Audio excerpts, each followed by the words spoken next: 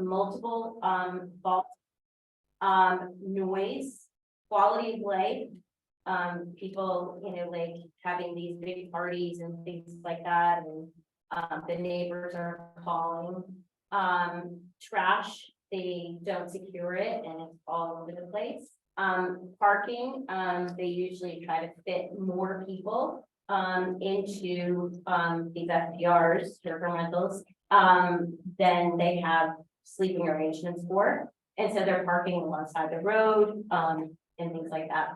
And then, as well as damage to the properties. So property owners after, are complaining about, people who are renting, damaging their property. And so, Matt uses, the town of Wilmington does have a alarm system, registration. And so he uses that, but not all short-term rentals have, alarm system. So then, he uses the grand list, which unfortunately doesn't have phone numbers in it, or email addresses. And then he also uses the chimney hill list. So it's very difficult getting a hold of these property owners, especially when there's an emergency situation. Great. Okay. Yep. Here. Going back to what Gretchen was saying about the grand list, a lot of the names in the grand list are LLCs that are owned by it, so it doesn't really have information for the police department to then reach the homeowner. And that was the biggest frustration in the police department. So the next part of our meetings, we went through the advantages and disadvantages of long-term rental. So as we mentioned earlier, we went through short-term rental and long-term rental. So during our meetings, we just came up with the top three long-term rental pros and cons. So the top three LTR rental pros, so they provide workforce housing, they provide economic impact, they support the local community. And the top three long-term rental cons are tenant abuse, rents are higher than people can afford, and there's not enough long-term rental. Then we went into short-term rental. So you're going to notice there's lots of ties here. As we went through this process, in the original, when we were having a discussion, we come up with an idea and there'd be a three-way or four-way tie on it. So we listed the ties here so you guys are aware. So the top three short-term rental pros is economic impact, real estate sales and property taxes collection. Then we had a four-way tie, tourism money, state rules that are already in place, enhanced visitor capacity, and provides jobs. The top three short-term rental cons are changes of character in residential neighborhood. We had a tie on for number one for safety for renters, difficult to regulate and enforce. Number two takes long-term rentals off the market. Another tie for complaints of noise, parking, party houses. Number three is unregulated, and a tie for removes workforce housing.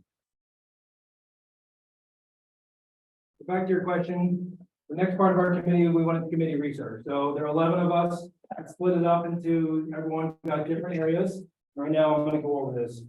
So first, I'm going to give you the full inventory. So right now in Dover, for long-term rental, based off the lister's cards, there's 50 long-term rentals in Dover. Again, this is only off the lister's cards. In Wilmington, there's 113 units, 33 property cards, 33 properties through the property cards. Again, 105 bedrooms are counted, 12 the property cards, not listing number of bedrooms. Short-term rental. I'm going to give you guys a second to read this. Okay, the biggest thing to look at is in Wilmington from 2020 to right now, we're at a 40% increase in short-term rental. So in 2020 in Wilmington, we had 264 rentals. We now have 353. In Dover, we had 381 rentals. We now have 540. Dover was a 35% increase from 2020. And the occupancy rates is a really good look to your question. Yep, so we weren't able to pull the occupancy numbers from 2020, but we can pull for June 2022, 363 and 367 Wilmington, and Dover 467, 426. And then the teams broke up into, we have to go look at towns. So there are a lot of different towns like Erickson across the US that are going through this process. And the final report that was emailed out, there was a spreadsheet attached that the committee put together. In there it goes through all the different regulations. Can I ask you to stand over there? Sure. Right in front of the screen, sorry. Yeah, no problem. So in the spreadsheet that was emailed out, we went through all the different towns in more detail. But we wanted to give you guys a little summary. So Nantucket, which has a large short-term rental problem, they have developed a program 3 or 4 different times. It's gone to vote 3 or 4 different times, and it's been put down. It's going to a vote again in May. Stowe, Vermont has no additional system in place. They just are reinforcing the Vermont Fire Code. Lake Placid has an STR program in place. Telluride has an STR program in place. Killington has a program in place, and they're also using the registry. Note for the select boards, Killington is a great people to talk to more. They have gone out and hired 3 or 4 additional people to manage their program because of the money they've made from the revenue from short-term program. And then also Lake George also has a short-term program in place. Regarding existing ordinances, we also had teams that met with Dover and Wilmington zoning administrators. So currently Dover has no existing ordinances for short-term rentals. Wilmington considers short-term rentals lodging. There's also other considerations for noise, signage, and wastewater permits and allocations. I'm going to give everyone a moment to read this. This was emailed out as well, and I believe there's a short-term rental flyer as well, but it's broken out by the district, by the number of bedrooms, what's allowed in the districts. This is what's currently in place in Wilmington.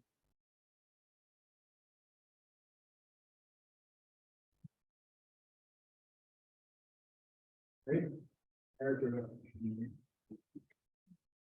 So I spoke that we had been to presentations from a few of our registration companies, okay? Granicus, top of the list, is one that we had heard from multiple times before coming into the situation.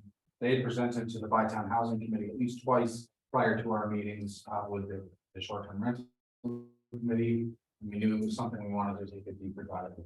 We gave each one of, just as an overview, we gave each one of these companies only a half an hour to present to us. It's 25 hours to give us their 25 minutes to give us their spiel, and 5 minutes for us to ask them questions. We did that on purpose because we wanted them to give us a succinct and brief explanation of what it is that they did and what they covered. Typically, these presentations, they want your ear for an hour and a half to 2 hours, and we just didn't have, you know, the brain space to be listening to that many presentations for that long. And we really just need kind of a bullet point from each of them to get kind of an educated decision on what it was that they were presenting.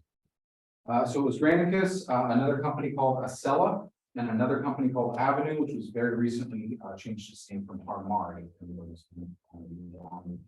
the STR registration company. So Granicus and Acela, they are definitely more third-party managed. So they're taking a lot of the information in. They're dealing with sending out, you know, registration letters, complaint letters, warnings, things like that. So they deal with all of that in-house based on the registrations that they get through our registration system. Granicus also provides drafting of ordinances and implementation assistance as well, which is a big thing for us. Avenue provided more of a software solution, but not necessarily the management for said software. So it would really require somebody in-house, both in Dover and in Wilmington, if this was a road we went down, to manage all of that data, be sending out those registration letters, reminders, and be sending out warnings and things like that. So it's more of a software to bring it all together than it is a management of those properties once they're registered. So after the presentations, the committee members felt that it definitely warranted to take a deeper dive into Granicus and Acela to see what they might be able to offer if we decide to go down this road. The overall thought is to avoid putting more work on current staff or requiring any new staff to deal with something like this for us. The choice should be based on the town's needs, the overall expenses of those registration programs, the services provided, and the previous tourism area experience, and also the situation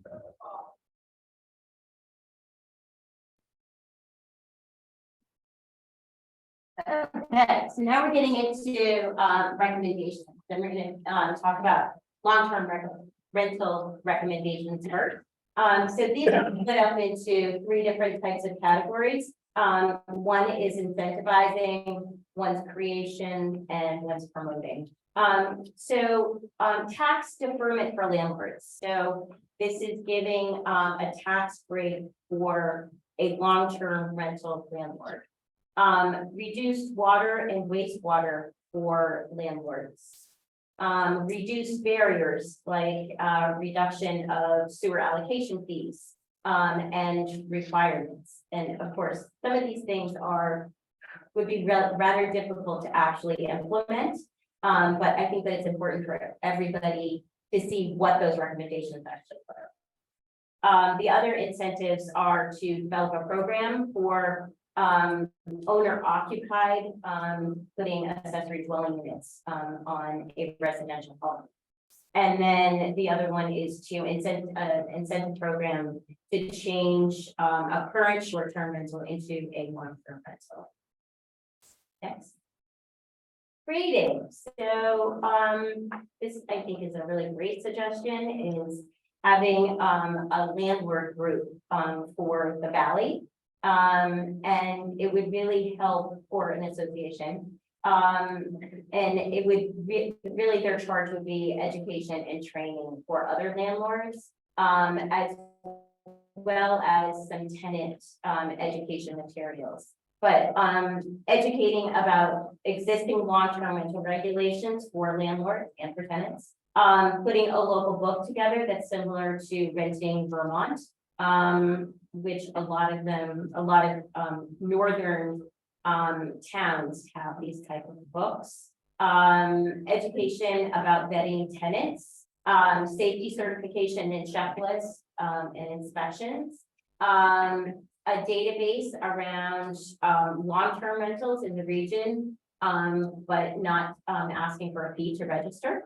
Again, tenant education. It was suggested that Dover work on their zoning regulations for long-term rentals.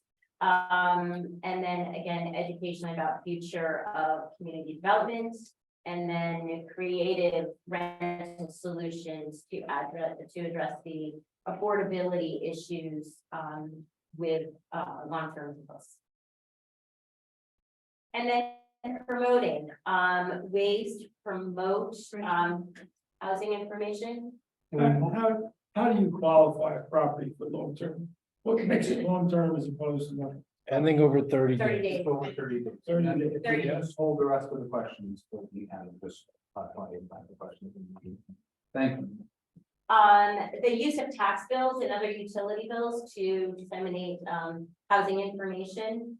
The Bytown Housing Committee put together a housing website. It's called Deerfield Valley Housing. I encourage all of you to take a look at that. There's some really good information for tenants and as well as landlords. And so in the past, the larger employees in the area have provided housing to their employees. And it was suggested to offer that again, as well as renting rooms and common space like a shared housing experience. And the Bytown Housing Committee has actually done a little bit of that work. And unfortunately, that's kind of fallen flat. We had a person who does shared housing education, and she was doing these webinars, trainings for people, but we didn't have really anyone sign up for those. So we had people sign up, but they didn't take the course. That's it.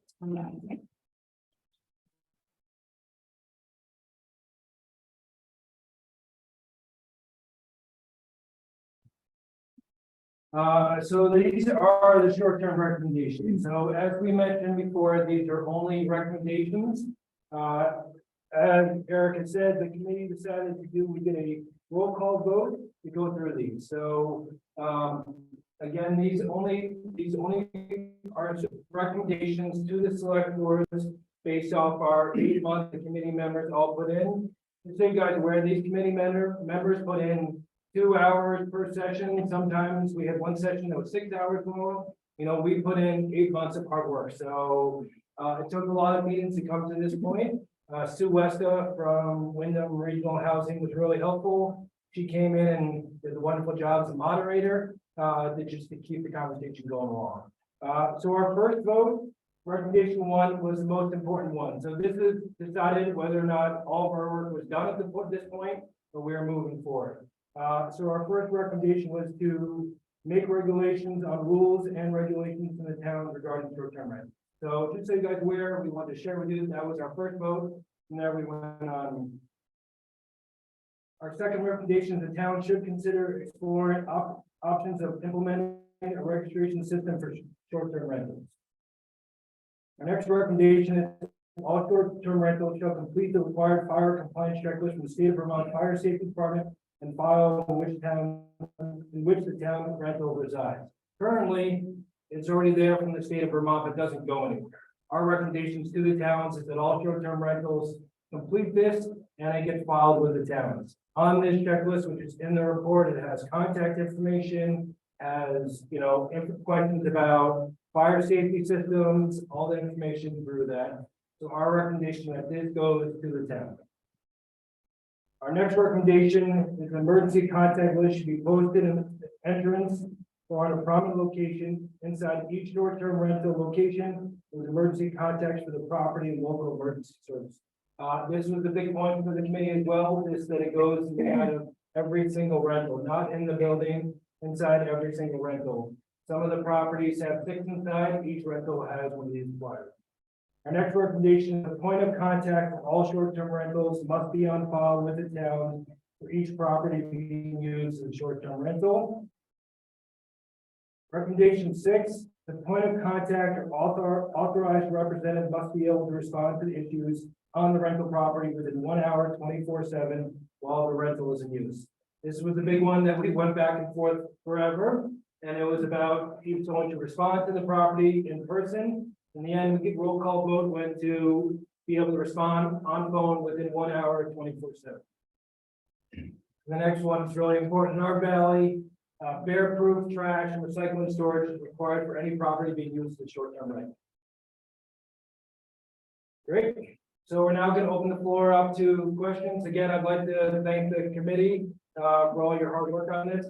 Before we move to the general public, we're only going to take questions from the select board.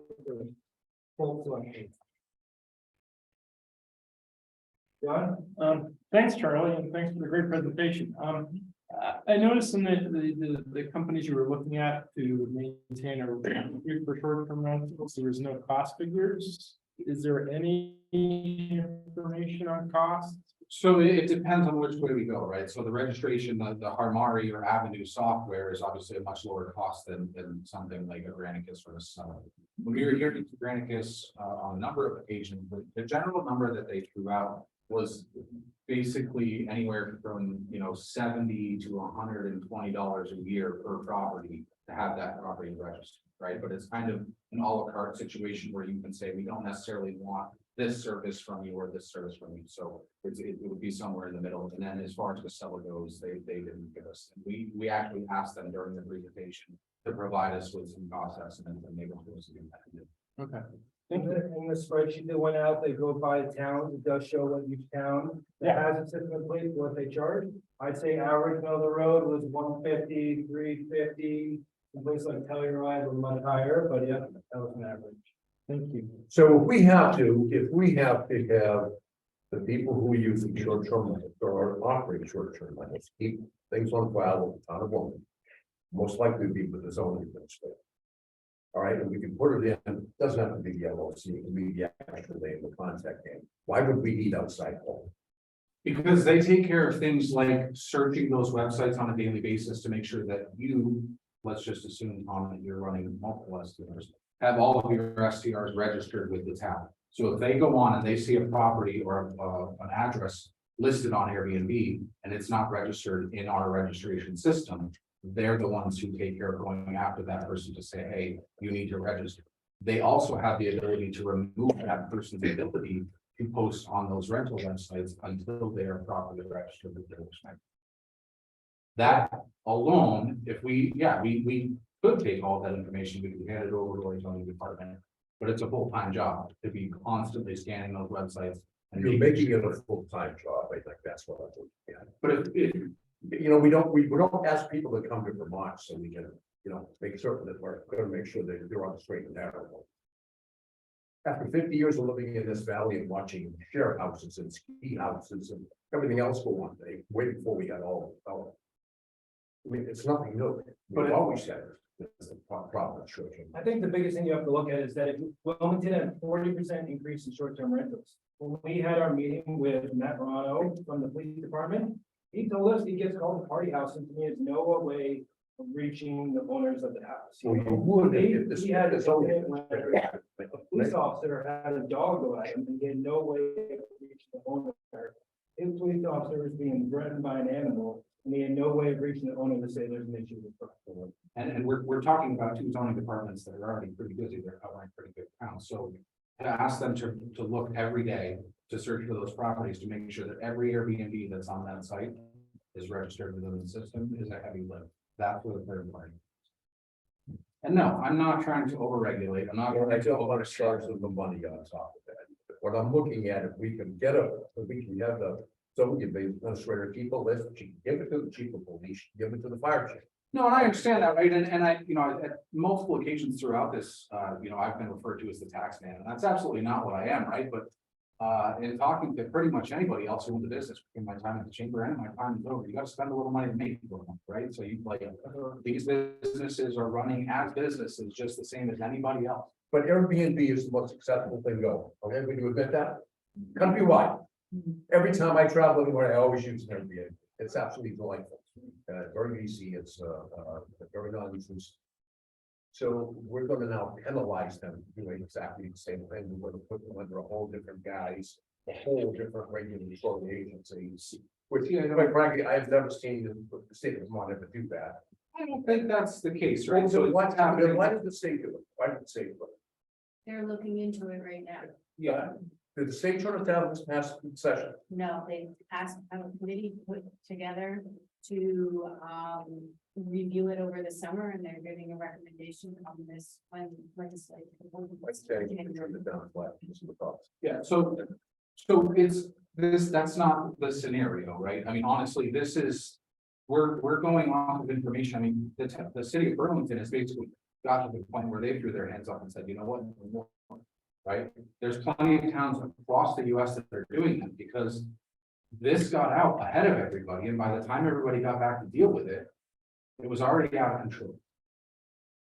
Everybody who doesn't own an Airbnb within the town of Wilmington and in the town of Dover has a right to their peaceful existence in a home that they purchased. So if we can implement some basic rules, and those are taken care of us for us out of house, where we don't have to pay either the zoning administrator overtime or another employee to take care of it for us. I think the part that like, we're trying to help them, right? And it's not, we're not reaching out to, we're not getting rich off it, right? It's literally just so that they can exist, they can continue to run in a safe and organized fashion.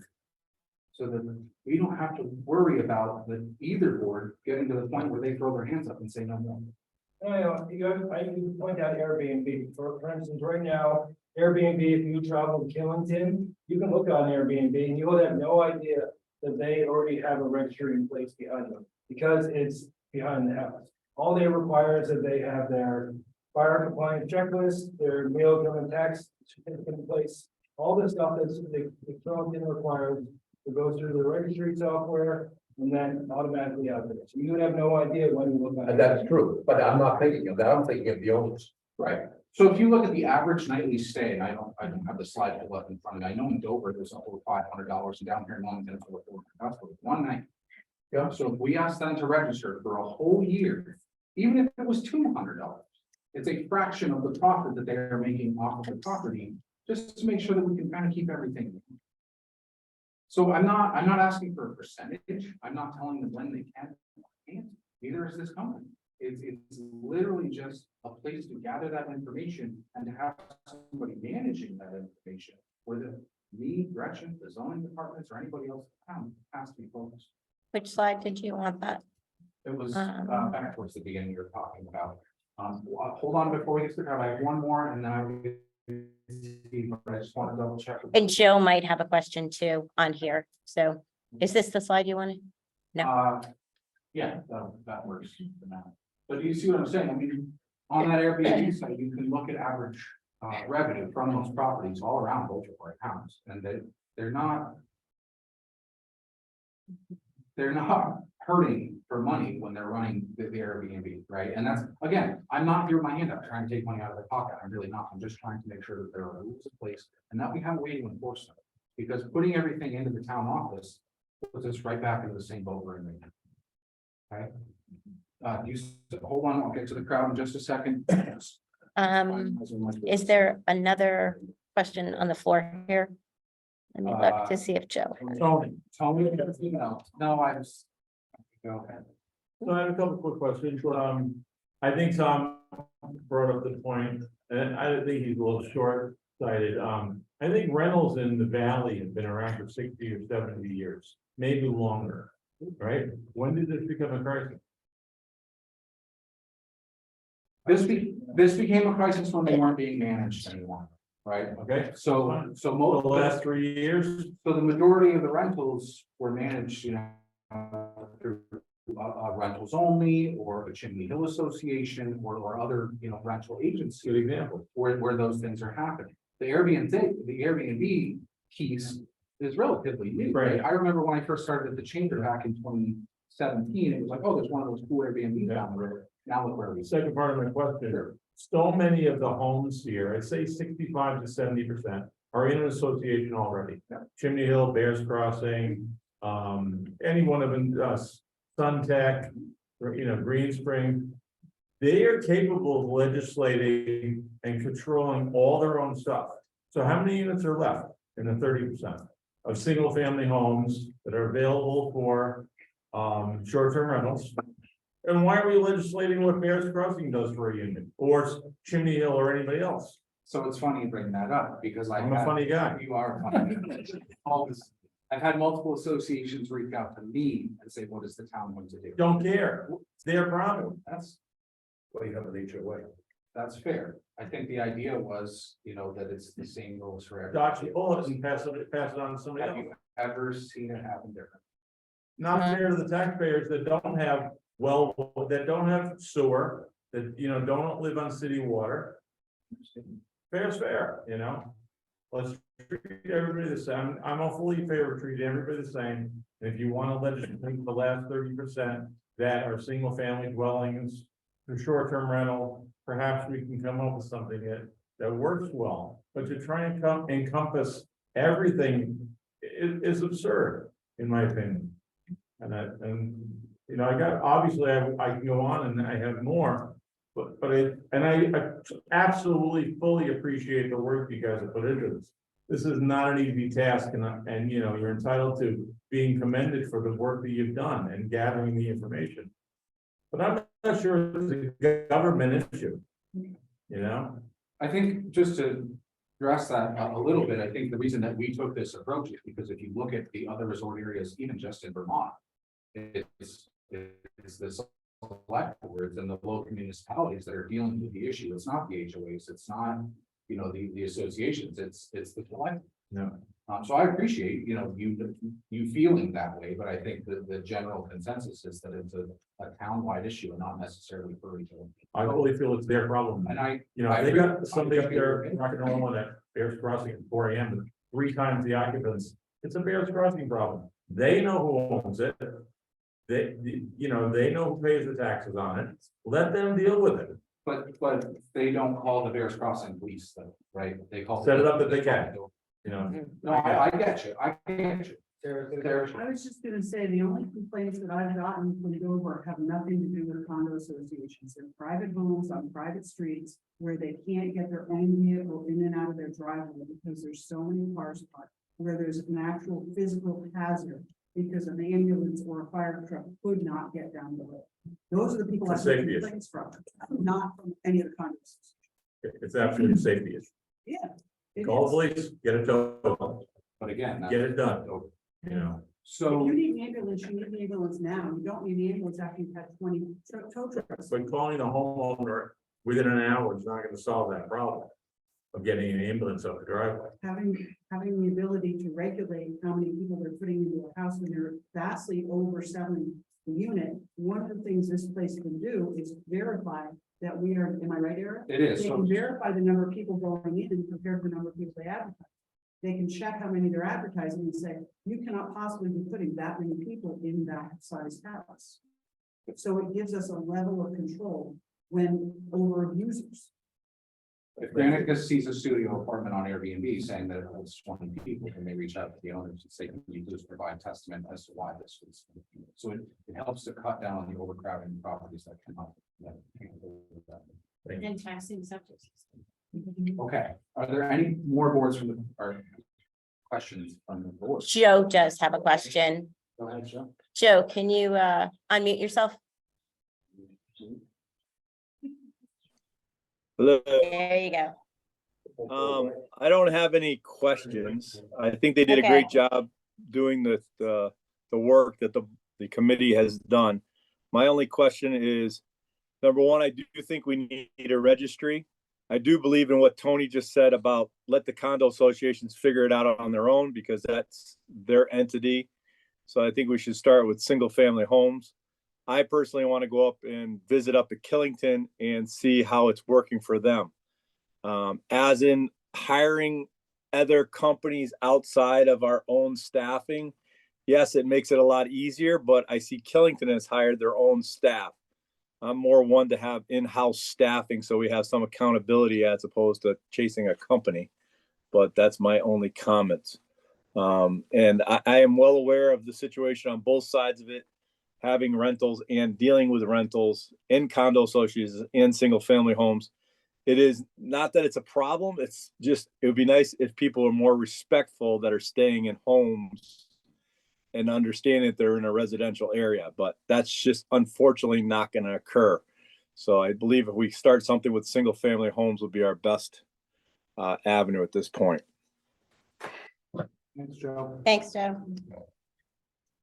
And if there's anybody on Zoom that would like to ask a question, just raise your hand like Joe did. Board's all set. Sir, in the back, do you mind standing up to us your name? I'm the owner of Indian Alley. I'm a vacation homeowner and I also manage short-term rentals in both Wilmington and Dover. First of all, I'd like to thank the town committee for doing this because it is a great benefit to do the right way, the way you guys are trying to do it. So, yeah, commend you guys for that. Regarding the registration, I don't know if you guys are aware, but on Airbnb and VRBO, we have to register the MRT, right? So we're supposed to put the MRT license on the window for each property, which identifies the property manager, like myself, phone numbers, so you kind of have a registration system already. I don't know if you can utilize that, but that could help. Because every one of my properties is collecting taxes, right? We're all registered, every single one. But So that's, the state has it registered. yeah, that's not information that's shared back with us. So I wonder if you can get it from the state, because we're paying taxes and you're getting the Wilmington, Dover, get 1% of each. So it's funny, we have this conversation at Dover quite often. We know when the 1% money comes. We know what portion of that is rooms and meals and what portion of that is sales and use. Beyond that, they don't want to give us any information. I've actually asked for specific information to see if it would help, not necessarily down to a business or a property, but just in general. Hey, can you tell me why the 1% is much higher or lower than historically is during this time? And they say, we can't tell you why, but we can tell you it's right. Right? So that's the answer that we get from the state. So I would love to have cooperation at the state level to say, hey, we need this information. They're not going to give it to us, right? And not everybody, you know, you mentioned that you're supposed to have that posted in your house, right? Not everybody does that. You know, it's not a thing that like even we would be able to see on most of the. Well, it's just if you had access to it, then you could check, right? Then Right. You have. Yeah, but there's a disconnect there for sure. There's also, sorry, I asked Tim Dillon, our director of Bytown marketing, so AirDNA is the biggest platform, AirDNA, Airbnb's the biggest platform, then VRBO is the second biggest, but, you know, yes, the meals and rooms taxes information is helpful, but safety is the biggest thing that came through, we went through our, you know, when the police respond to a house, how are they getting access, who are they contacting for, you know, if there are 40 people at the house when there's supposed to be 6 people at the house, right? And same if the state of Vermont fire compliance checklist, that went out with our report as well, but all that information goes through, you know, so myself as the inn owner, I go through that yearly, and I have to put that in file with the state. But your short-term rental currently, you don't have to put that in the file with the state. Yes, they ask to fill you out, the marshal could ask you to fill it out, but it doesn't go in. So we don't know that you've got 3 bedrooms and you can sleep 6 people on Airbnb. You know, Eric can have a short-term rental that's 3 bedrooms, and he says he sleeps 10. So, you know, it's really just safety and it all comes down. Good question, thank you. Your question earlier about the total number of properties in Dover, if you give me your contact information, I just can't pull up my grand list, I can pull up the grand list, but not with the numbers next to it, but give me an idea of how many properties there, I think it says 1,800. Since you addressed me, I'm Fred Damiano, I'm president of the Landing Association, off of Higley Hill. Our problem is, you say, landing associations, each is to deal with stuff, how do they do that? You can't get a majority of your voters to agree on anything. So if you can get the town to have a system that everybody lives under, the association doesn't have to deal with that. Don't you have bylaws, majority? Sure, we have bylaws, but in order to put, we don't have anything in the bylaws to address short-term rentals or long-term. And we never did. Didn't need a vote. You can't just add it. You have to have. You have an annual Yeah. meeting. Yes, you have to have a majority vote, right? And it's hard to get a majority. I only have 18 homes, but it's hard to get a majority for those kinds of issues. And I'm sure every association has the same one. I'm sure. It's unfortunate, I feel for you, but. We need 2/3. My lawyers tell me 2/3. Appreciate it. That's number one. Wait, Oh, number two, okay. all these homes around the lake, are we certifying their septic systems? Because there's a home down at the end of our. That has nothing to do with this. Well, it does, because there's a home at the end that has, I don't know, 10, 12 people all the time. And I'm just worried about their septic getting in the building. That would be a health department. Okay. It's actually in It's the, in the fire. it's in the fire. Our fire safety. Yeah, That's it, that's- That your septic has the. I have one more. I have an alarm system. But if my alarm system goes off too many times, I get a fine. Yes, sir. If anybody's home, it's called too many times to the police, do they get a fine? Should they get a fine? Gretchen, can you go? Should be the same with all. Right, okay. There actually is, have you guys ever heard of the sunrise to sunset? Wait, Gretchen, you have that. I know, can I see the report? Actually, I haven't. Just so everybody knows, Wait a minute, it's over here. and Gmail is our Bytown housing email. You're talking We about this? have a Bytown housing group that meets once a month, please. We discuss all of these things, including Got it. long-term housing, workforce housing, and all of those things. If you like You mean more information on in our, on the group, you can go over to deerfieldvalleyhousing.com. It's the website that houses all of our recordings for our videos, our charge, all of the things that we're working on. There are assets there for landlords as well as tenants. There's a lot of information shared on that website, so go check it out. And if you would like to have a voice in terms of housing here in the valley, feel free to join us. I'm sorry you got skipped a little bit. But my audience is that. Sorry, to answer your question, I'm sorry to interrupt you, I'm gonna go right back to, the Wilmington Police Department, so they give us information about a noise offense, so. When they get a noise offense, they identify the point of contact, if the police go back a second time, then an offense is issued. Repeat offenders, homeowners get notified. There is a state mandate called noise in the nighttime, that's about a sunrise to sunset, so any noise from an issue, the homeowner gets a $50 fine. Sunset, thank you. It's up there, it's up there, yeah. So, We also have a new noise ordinance for the day. We want to cover all 24.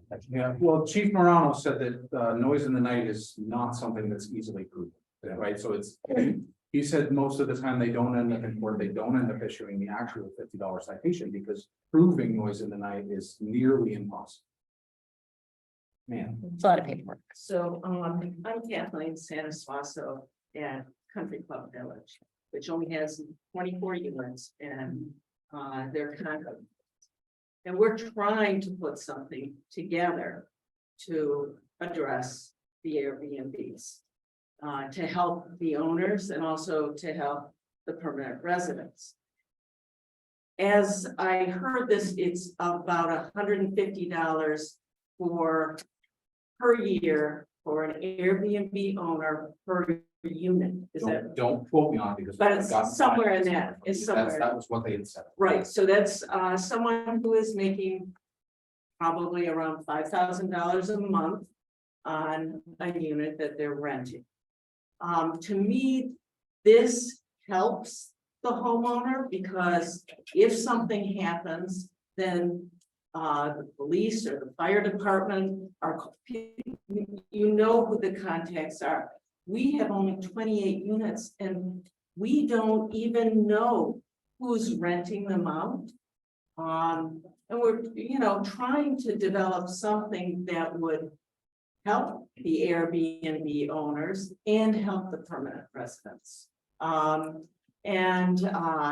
So to have something that's with the town, so it's centralized and that somebody's able to check this, a company can check if people are renting things out and not telling anyone or going through, there are other sites like Craigslist, or there are a bunch of different sites that people use to rent things, whether it's in this country or other countries even. People are coming, say, from, France or whatever, they're just, and they come here and something happens and no one knows who to contact. So to me, to put it on the homeowner who is renting out the Airbnb, rather than to put that onus of paying on the, on people who are permanent residents and, just want to live here and be involved in the town and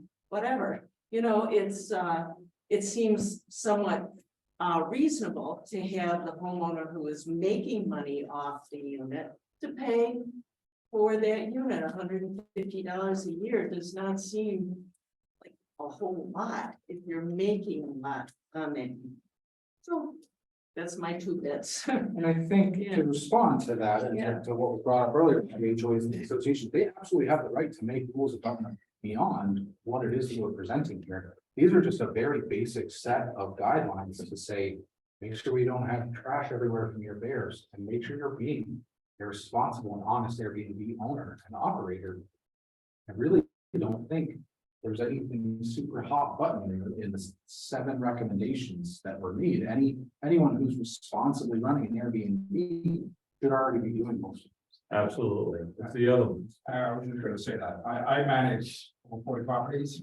Nothing you stated here is, and any homeowner would be happy to do this. I mean, we want to follow the rules, because I don't want the same thing. Well, none of my owners now, 16 guests in a house that sleeps in. I mean, that's what 99% of people don't want that. Right. And so that's all, everything you stated is reasonable. I mean, it's totally reasonable, and any almost, all my homeowners totally buy it. I'll get to you in just a second, John. Anecdotally, during one of our meetings, one of our lodge owners said they had an older couple staying with them for the weekend. Why are we having this conversation? But they said they had an older couple staying with them for the weekend, and they said, "You're not going to believe where my son is right now." And they said, "Well, where is he?" And they said, "He's in an Airbnb in Dover with 40 of his friends." Yeah. There were 40 21-year-olds at Airbnb in Dover. There are plenty of buildings in Dover. I don't know many of them that safely hold 40 people, especially 21-year-olds. Right? So it's a story, but it's a story that proves that this is a conversation that's time. Sherman Turner, Land Use Association. Is there a time frame for when you're gonna have all this work done? This is not work. This is not work. This work here is done, right? The committee's done meeting. We've already done our vote. we've already passed, we've already put our presentations together and given those to the select boards. From here, it's a decision on, a discussion to be had with the select boards on whether or not this is something they would like to pursue in each town or both, or it's something that we're not going to address. So no, we don't have an answer to that. Isn't the state also holding hearings on this issue? They have been for a number of years at this point, and they haven't actually done anything, and most recently, they said we're passing it back to municipalities. The rules, I know that there's the committee to look into. They basically bailed out when they felt it was gonna cost them $25 million to regulate. That was a preliminary figure given to one of their committees, so they backed off. And I assure you, there were plenty of other items in the pile of recommendations that were far more intrusive than the things that we're talking about here. And we drew the line and said, no, this is not what we want to get. This is not what we're here to do. We're not trying to limit, we're not trying to change. We're just trying to guarantee that right to peaceful enjoyment to the other properties around these areas. John. So, couple of points. To Tom and Tony's point, 50, 70 years ago, we went from 200 in 2020 to 422. I'm guessing 50, 70 years ago, we were a hell of a lot less than 200. So that's not a fair comparison. So in 2 more years, we're gonna have what, 600, 700?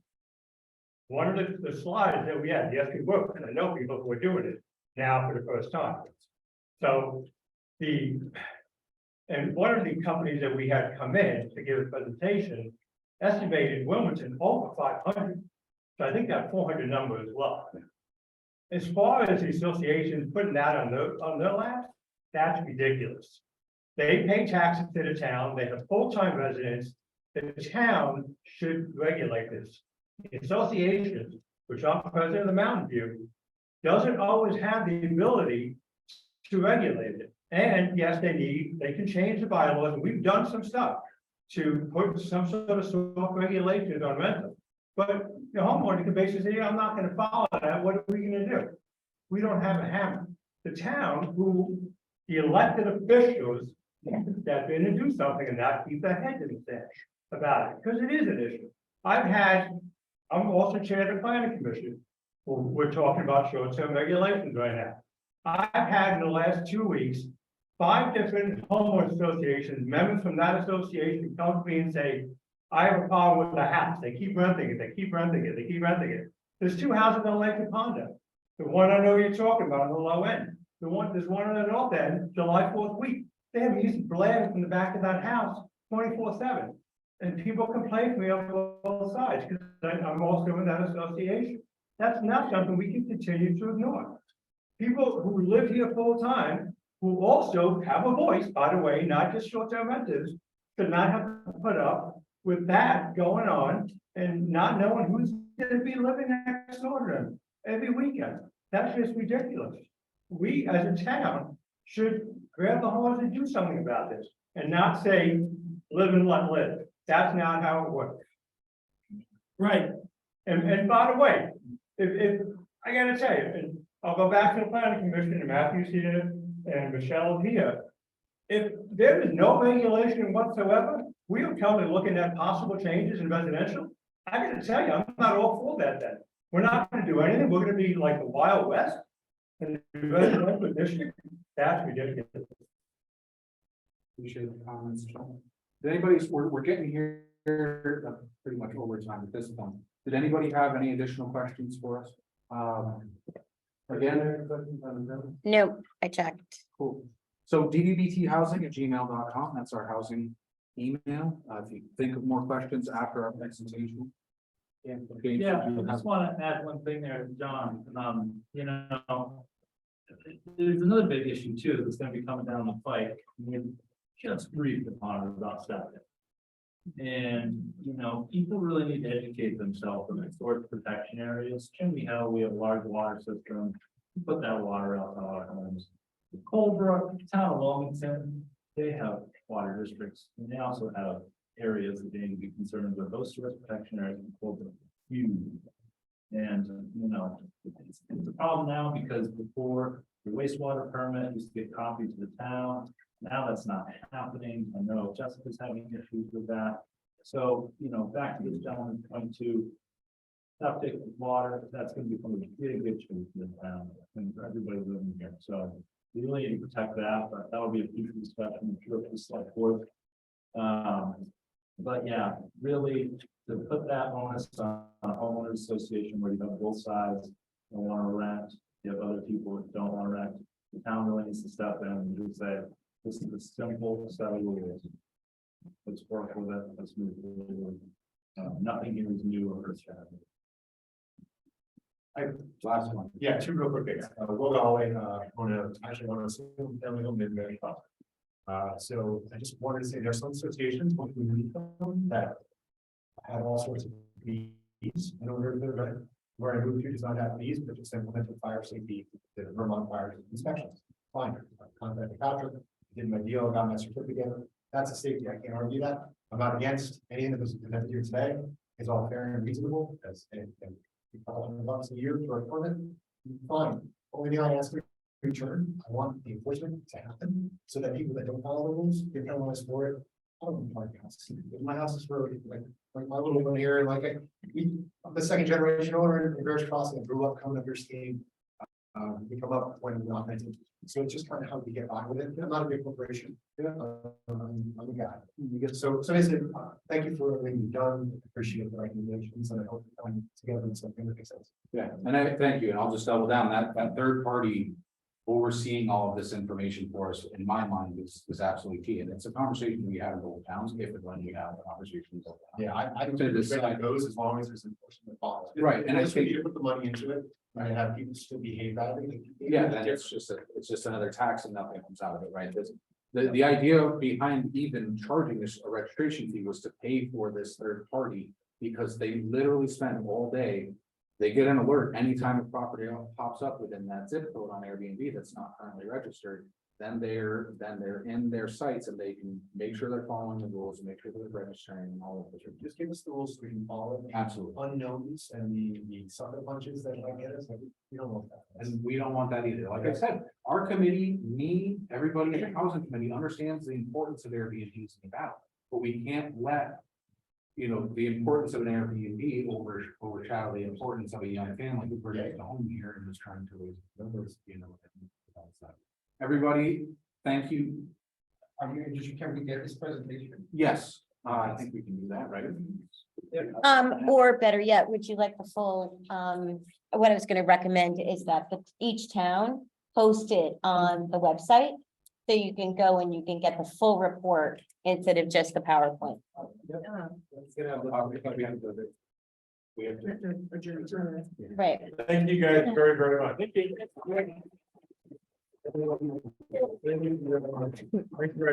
So I'd like to adjourn the Dover Select Board meeting at 7:35. So.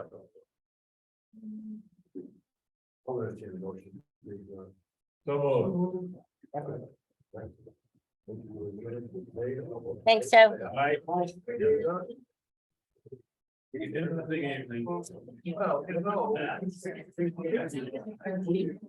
Well,